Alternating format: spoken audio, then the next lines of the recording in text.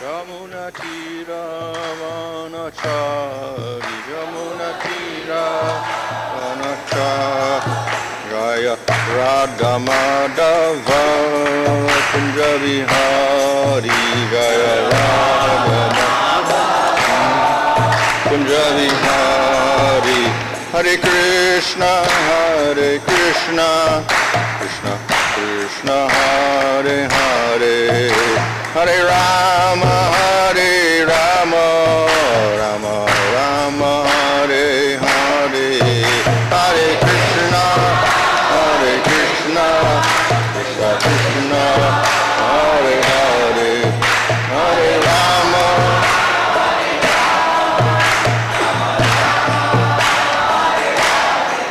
Hare Krishna Krishna Krishna Hare Hare Hare Rama Rama Rama Hare Hare Hare Krishna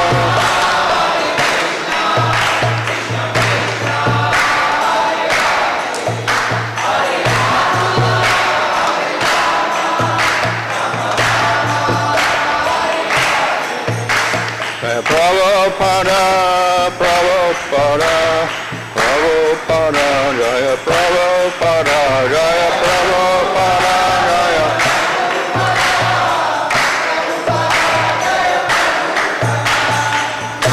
Jaya Vishvabha Paramahansa Maharajacharya also Sri Sivadesi Bhaktivedanta Samsara Prabhupada Ki Jai Namacharya Haridas Thakur Ki Jai Prem Sagar Sri Krishna Chaitanya Prabhu Nityananda Sri Advaita Gadadhar Shivasti Gaur Bhaktivinoda Ki Jai Sri Sri Radha Krishna Gopa Gopida Shama Kunda Radha Kudda Giri Govardhan Ki Jai Sri Vrindavan Dham Ki Jai Navadvip Dham Ki Jai Gang Jamuna Tulsi Bhakti Devi Ki Jai Ananda Koti Vaishnava Vrinda Ki Jai Samaveta Bhakti Vrinda Ki Jai Gop Premanandi All glories to some of the Bodhis, all glories to some of the Bodhis, all glories to some of the Bodhis, all glories to Sri Guru and Sri Guranga, all glories to Srila Prabhupada. Om Namo Bhagavate Vasudevaya. Om Namo Bhagavate Vasudevaya. Om Namo Bhagavate Vasudevaya.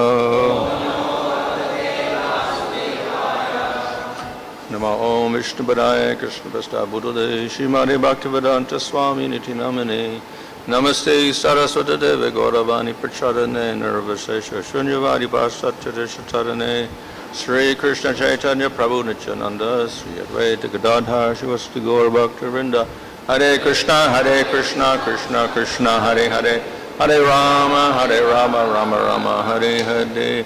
Reading from Srimad Bhagavatam, Canto 10, Chapter 49, verse 27. Tatapi sunrata somya Hridi nastiyate chale Krutanuraga vishame Vidyut saudamani yata.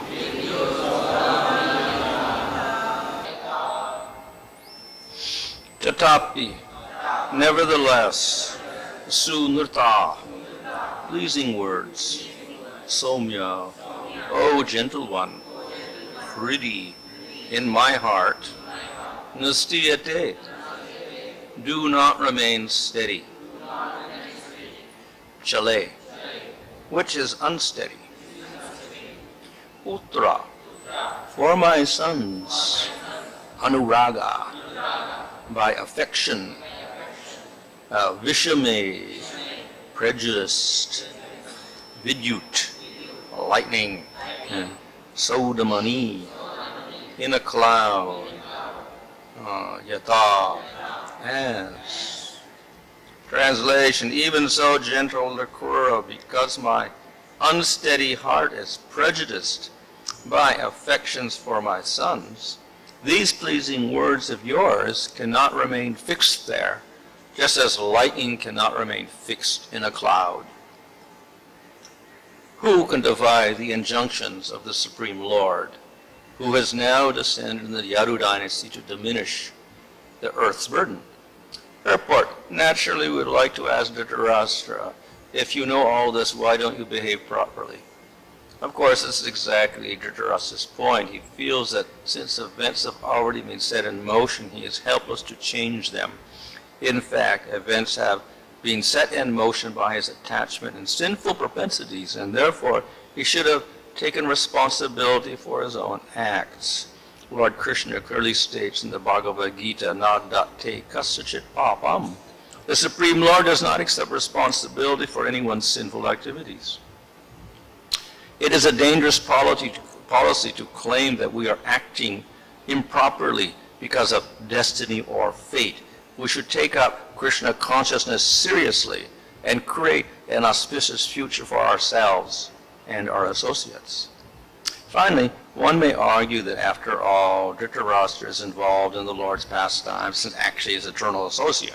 In answer to this, we may say that the Lord's pastimes are not only entertaining but also didactic, and the lesson here is that Dhritarashtra should have acted properly.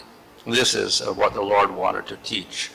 Dhritarashtra claims that Krishna came to relieve the burden of the earth, but the earth's burden is precisely the improper behavior of its inhabitants.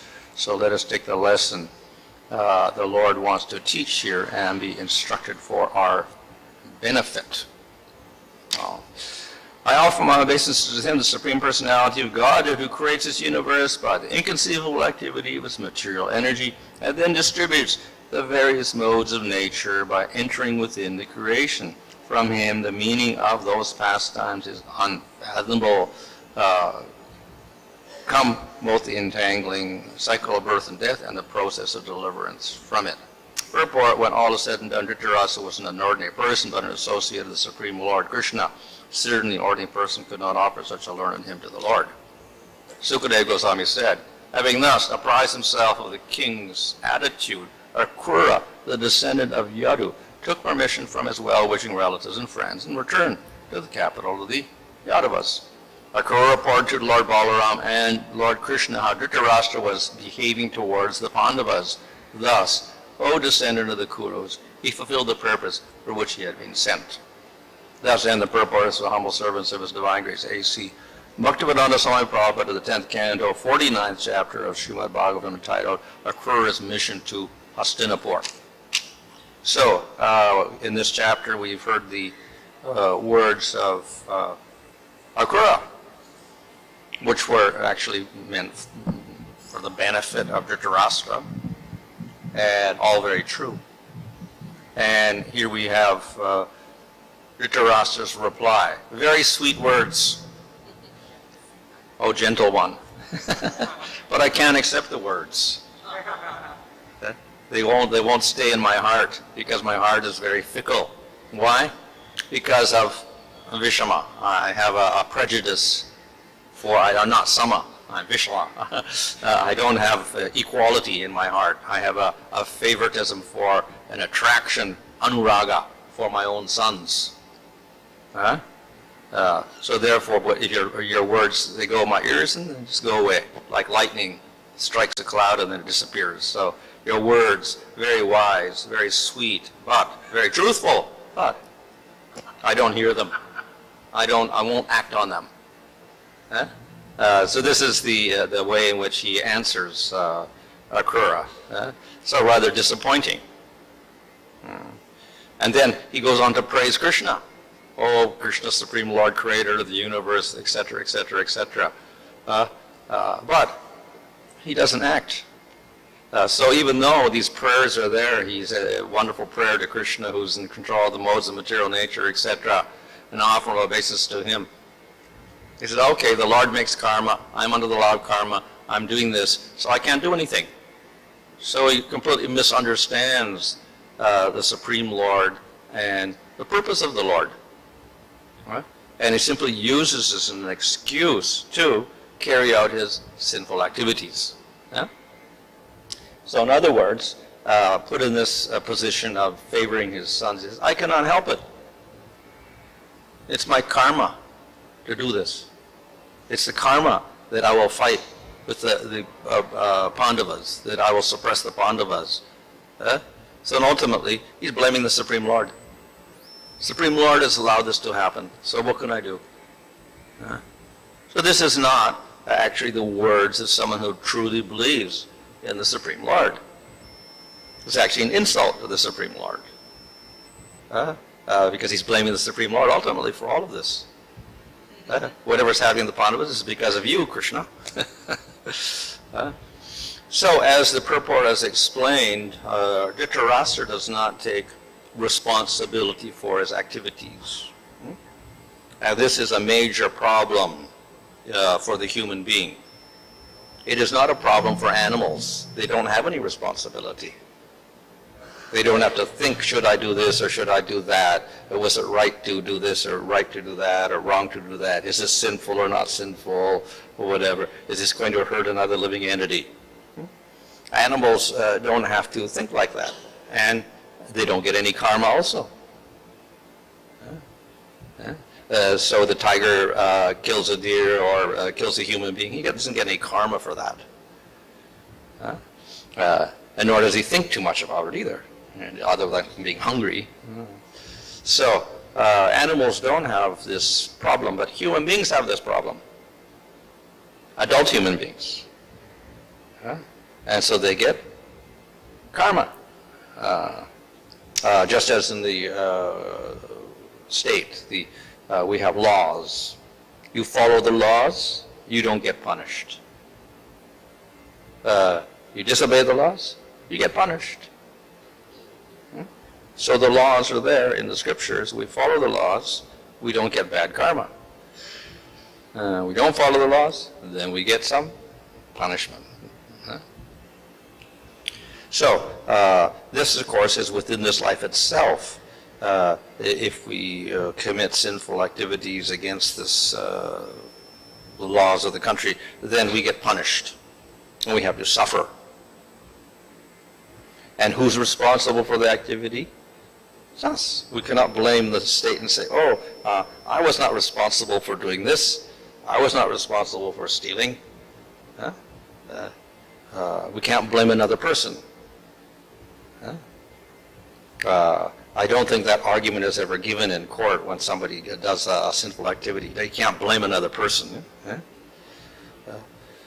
But at the same time, we see here in this case with Dhritarashtra, who's actually a very intelligent person, he's blaming the Supreme Lord.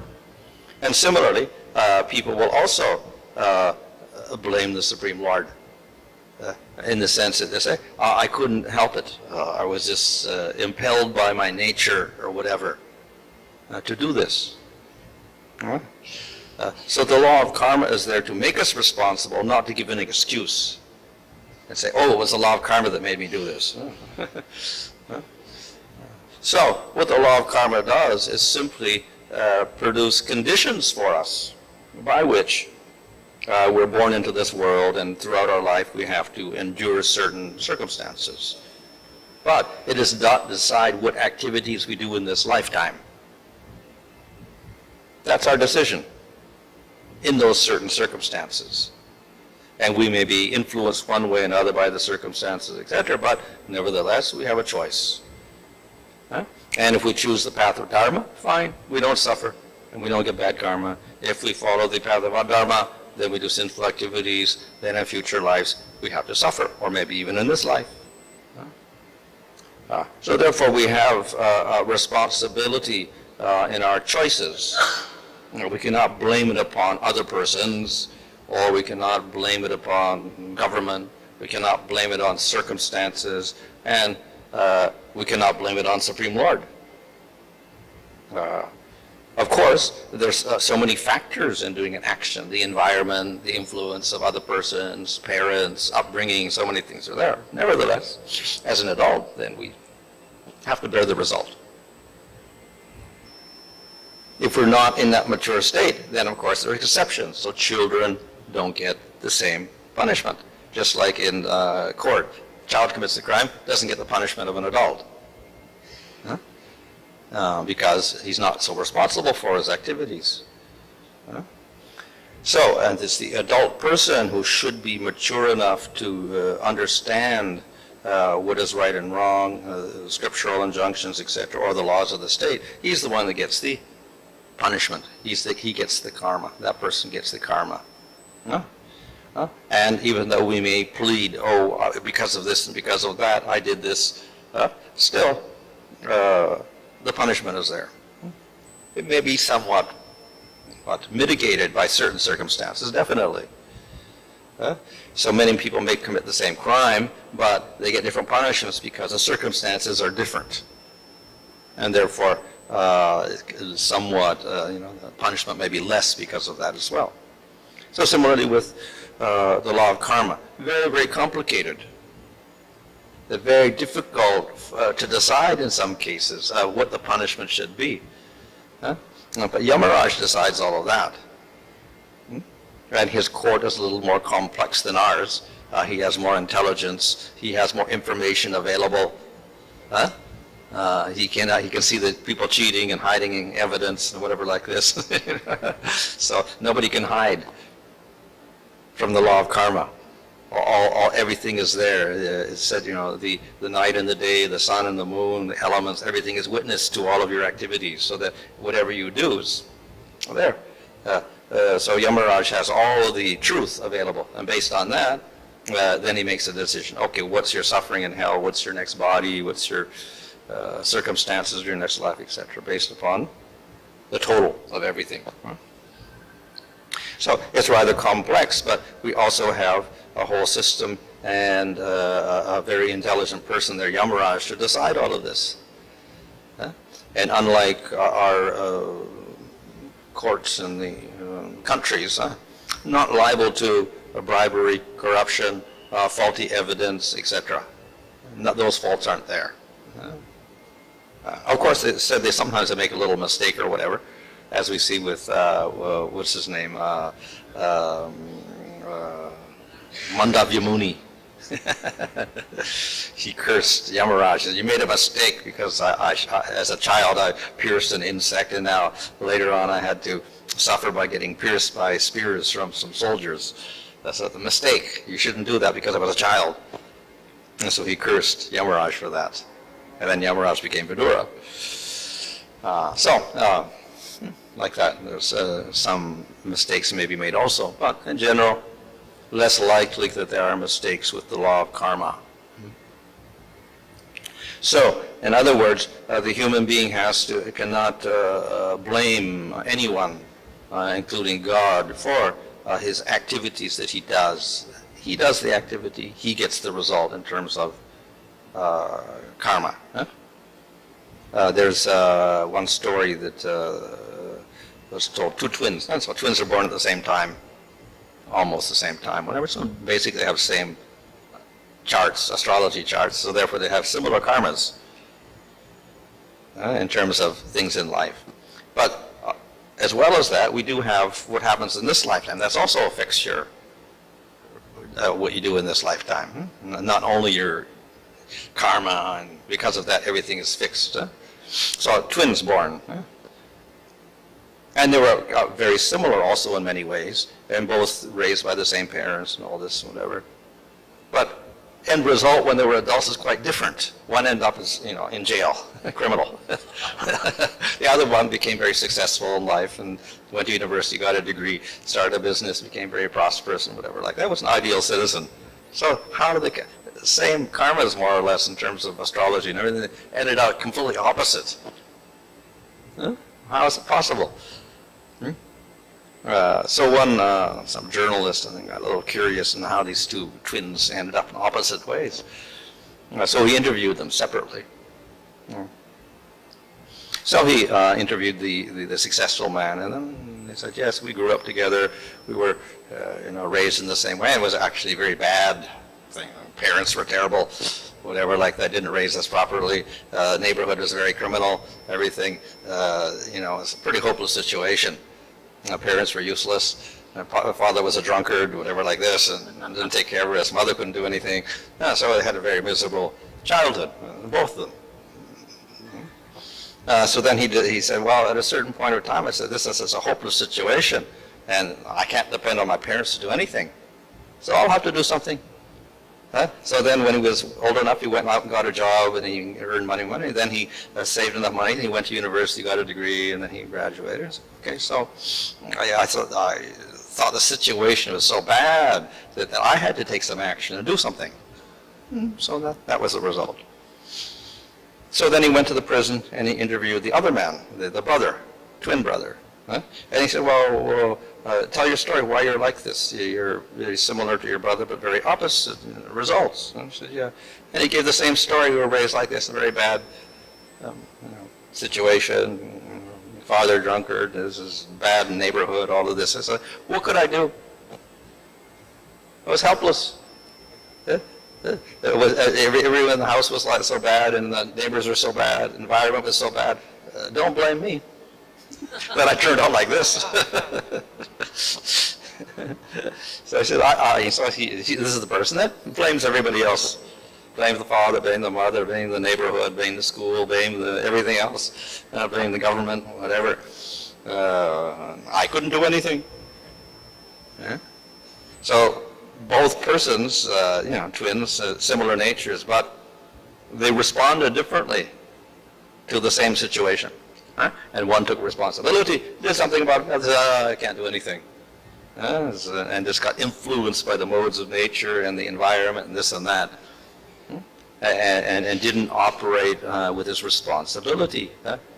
He was not responsible for his actions or his choices. And so he ended up in this miserable state in the prison. So therefore, the lesson here is that though karmas may be there, the bad karma was that they were born in this bad situation with neglectful parents and bad neighborhood and whatever like that. But nevertheless, it wasn't hopeless, because we see that one of the brothers, he got out of that situation. The other one was opposite. Simply because they made different choices. They responded differently to the same situation with the same karmas in one sense. So the lesson we learn is that don't blame your situation or your parents or your karmas or your environment or whatever, or your karma. You take responsibility and choose very intelligently. And of course, the other lesson is that in any situation, there is still choice. It may look difficult, nevertheless there's choice. So yes, it was a difficult choice to make, but one person made a choice and succeeded. Other one didn't want to make such a choice, and he was very lazy, so he didn't. So therefore, there is always choice available in the most awkward or difficult situations. And based on that choice, completely different results can happen. Completely different results. There's another example given of a person in the Second World War that was a Jewish person in Germany. So he was a psychiatrist, very well placed. But then he was a Jew, so the Nazis took him and put all the Jews in prison camps, concentration camps, and then they started executing all the people there. So there were thousands of people there, and they were all bewildered, and they were all lamenting. So he was there, and he was observing everyone, and he said, well, maybe there's a purpose in my being here as a psychiatrist. So he began to observe all the people and their minds and this and that. Then he found some very curious situations. Some people did not die. But most of the people, they all died. Or of course they were all executed or whatever. But some survived. Why those people survived and the others did not survive? Everyone else died, everyone else. And these people were constantly there. They had no special favor from the guards or whatever like that. But they survived. What is the difference? So then he analyzed the situation very carefully. And then he understood that everybody, all the people here, all the ones that died, were completely influenced by that situation they were in. And they were full of hopelessness and lamentation. And they just gave up. They didn't want to live, actually. And there were a few people that remained completely aloof from the situation, did not let it affect them at all. Those are the ones that survived. So they were not influenced by that particular situation they were in. So then he thought, oh, very interesting. And so he tried to apply that to himself. Okay, I won't be attached to the situation and why I'm in this awful position, whatever. So I became very detached from the situation. I didn't have any animosity towards anybody. He just became very neutral and whatever like that. So then he noticed there was a big change, that even the guards were very nice to him finally. And they would act to him, they would do him favors, and they would go to him for advice and this and that, because he was a psychiatrist, he could counsel people. So even the guards would come and they would get counseled by the psychiatrist and whatever like that. So he survived the prison camp, whereas most people didn't. Why? Because he remained attached and he didn't become overcome by that situation he was in. So his realization was, in any situation, even that situation where there's not much choice at all, at least choice of action, at least choice of how am I going to respond to that situation, that much he could do. And that saved him from his the disaster of that prison camp, and whatever like that. So, in other words, there's always some sort of choice at least we can make, even when we can't act or whatever like that. And that will make a big difference in what happens in the future. So, therefore, the human being has this ability to choose and make proper choices, whereas animals and plants do not.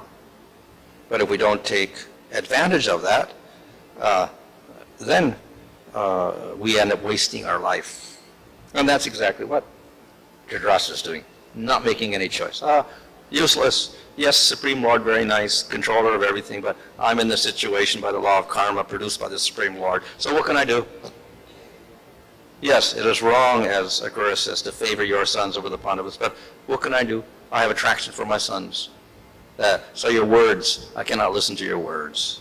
Useless. So, he's a helpless person, in other words. Completely under the modes and under his, attraction, repulsion, etc. So ultimately, he has to suffer for all of this. Though he seems to have good knowledge about the Supreme Lord, to utter a very nice prayer in Sanskrit about Krishna being the Supreme Lord, actually, he doesn't understand at all. It's more or less convention. He's doing all of this because he really doesn't appreciate the position of the Supreme Lord and his own position. So if he were actually understood the Supreme Lord, he would follow his order and do what Akrura said. But he's not willing to do that. So he offers a prayer like this, but meaningless, ultimately, because he can't even follow it. Now you mentioned that we always blame others when we suffer. But the suffering also can be many factors like environmental and so many other things, how he was brought up. Yeah. So it's not that only he's depending on other factors also. So there are many factors, and as we say, many factors in action. Your body, the place, your senses, the pranas, things like that. Of course, the Jiva, Supreme Lord, that's the scriptural thing in the Bhagavad Gita. And if we go to modern society, we'll say, and factors are environment, association, parents, education, and also factors in your action. Definitely they're there. But nevertheless, still, the choice is up to the individual. And he is responsible ultimately in all those situations, no matter what the influences and whatever are there, still. Is there. So that's why even in the laws of the land, the law is there for everybody. If it's a bad environment, or upbringing, etc., or a good upbringing, if you murder another person, you get punished. Even if it's a bad environment. Of course, there are circumstances where the punishment is modified, but still, you must get some punishment. So yes, due to circumstances, there may be some reason for everything, but ultimately, the motive is most important. The mentality of the person doing the action is most important. And if they have some malice and some low mentality involved in their action, then they're liable to get much more punishment than a person that doesn't have such malice in his actions. 我们所信的 you know, we can say that Dhritarashtra is the main cause for the Kurukshetra war. Normally we say he was the main cause here, because if he just simply agreed to the point of Krishna, Kurukshetra war could have been avoided. But see, in the beginning he didn't accept it, but later he understood it. Can you say this because of his ignorance? He was doing like this because of ignorance. Well, ultimately, yes, everything is by ignorance in the material world. All the actions are under ignorance, avidya. Yeah? The ultimate avidya, of course, is we don't recognize the Lord, and we think that we have complete independence, and we can enjoy on our own. That's the initial ignorance. And based on that, then we have all sorts of things like this where we don't see the truth, and we can't listen to the words of Akura or anyone else. And Maharaj, you had given two examples, that one person became, he was in jail, another person became successful. Can you say that, because one person who became successful, he got some motivation from someone, and other person didn't get any motivation? Well, that may be a factor, but still, ultimately, we can't blame one or another thing like that. There are circumstances that may be good for a person or whatever. Still, the other person that didn't get the motivation, still, he cannot blame his circumstances completely and say, well, I'm completely helpless. He can still choose to move out of that neighborhood or do this or that or whatever. He's got some choice there.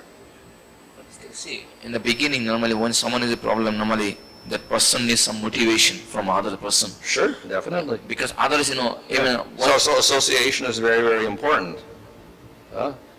So, two ways it can happen. Accidentally, somebody just meets us and then we get association. Or, we can understand that, okay, this is very bad. I better go somewhere else and get influenced by somebody else. But if we never want to give up that bad association, it's a problem.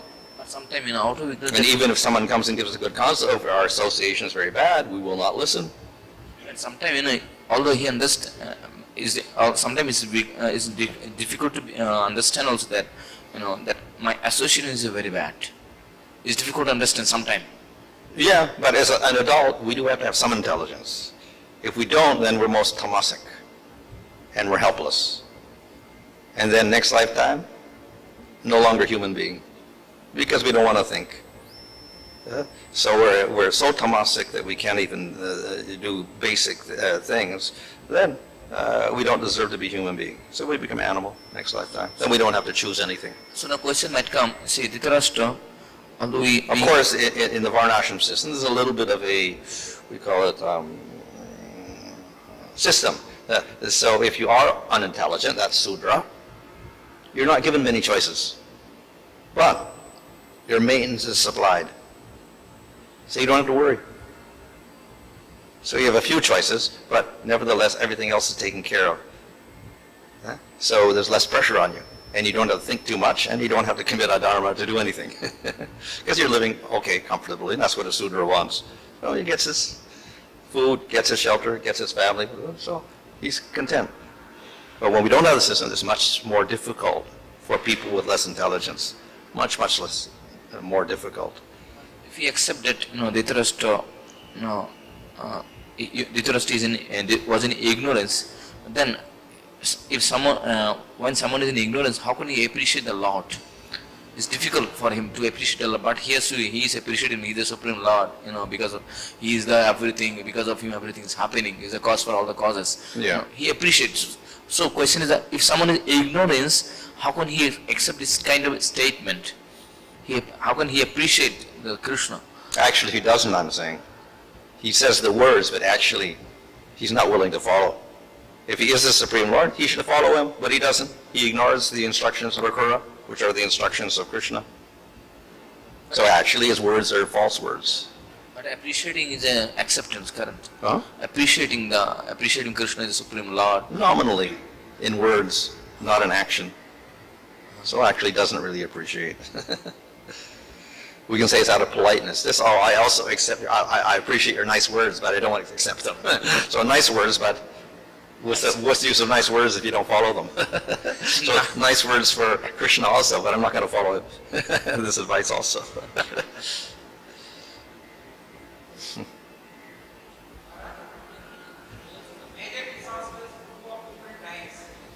Huh? or accidents. Many people die. Yeah. This is like a person accompanied with karmas, past karmas. There can be karmas from previous lifetime affecting many people at the same time from different things. Their karmas more or less coincide, so then there's an accident where they all suffer or die or whatever.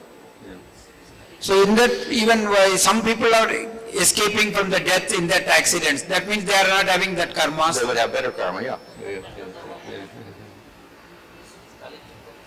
Yeah. In the post the Mahabharata war, Krishna's own sons fight amongst themselves and die, which is they're all associates of Krishna. They fight amongst themselves. The entire Yadava clan is extinguished. Yeah. That seems to be an anomaly. How does one explain that? Well, even we see the previous, the brothers of Krishna, all killed, whatever like that. So we see cases like that. But then we see there's also stories behind it, who they were in previous, and then they got cursed and this and that. So often there's other stories there to give a reason for it. So they did have some bad karmas or whatever with them, and therefore this is how they got punished or whatever. This was the reaction to that.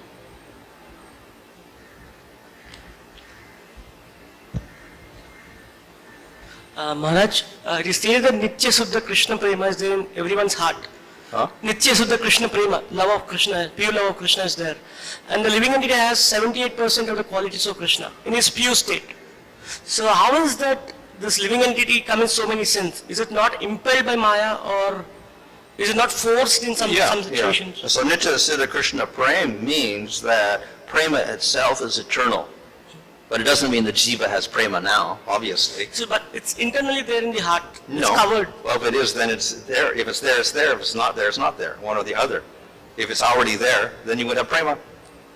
Huh? So it's there, but invisible means it's not there, isn't it? So if you actually have prema, then it manifests very visibly inside you. But, if it doesn't manifest, that means it's the same thing as meaning it's not there. So, but in If some it's there but doesn't manifest, meaning it's not there. in some situations, people are forced by the mind, in a sense. Vachavekam, Huh? forces of the mind, forces of anger. Yeah. I mean, that might impel the living entity to commit sin also. So, Well, yeah, definitely. Anger, whatever. Ultimately, it's coming from the jiva's choice to be independent of the Lord and try to enjoy from himself. So therefore, all of this, all the karmas that result from that are his responsibility, not the Lord's. And if he chooses to accept the Lord, then he's out of that situation. So it's his choice, ultimately. So ultimately, only two choices: accept the Lord or don't accept the Lord. We don't accept the Lord, then we have everything in the material world. We accept the Lord, then we end up in the spiritual world.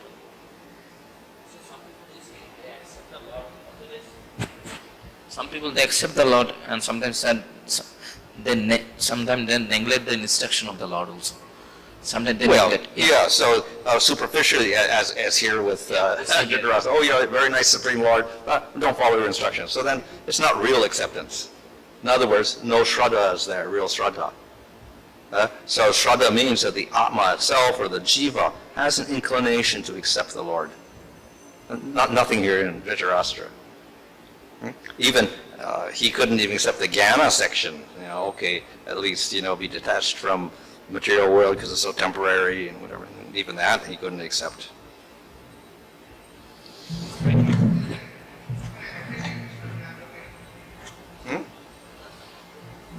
Devotees may ask question that I am accepting Krishna totally, but still I am suffering.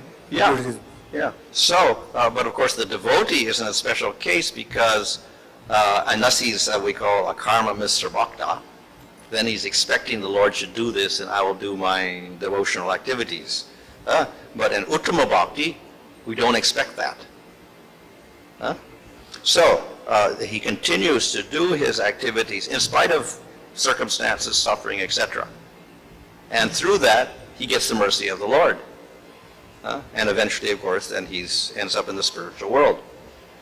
So that's the pure devotee. For one who is less, is a mixed devotion, then the Lord will give things to that person and relieve him of suffering, etc., as we see in the case of Gajendra.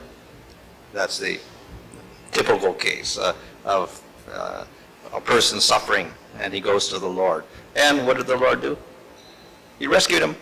He rescued Gender from the crocodile. So it's not that the Lord does not respond. He will respond in certain circumstances.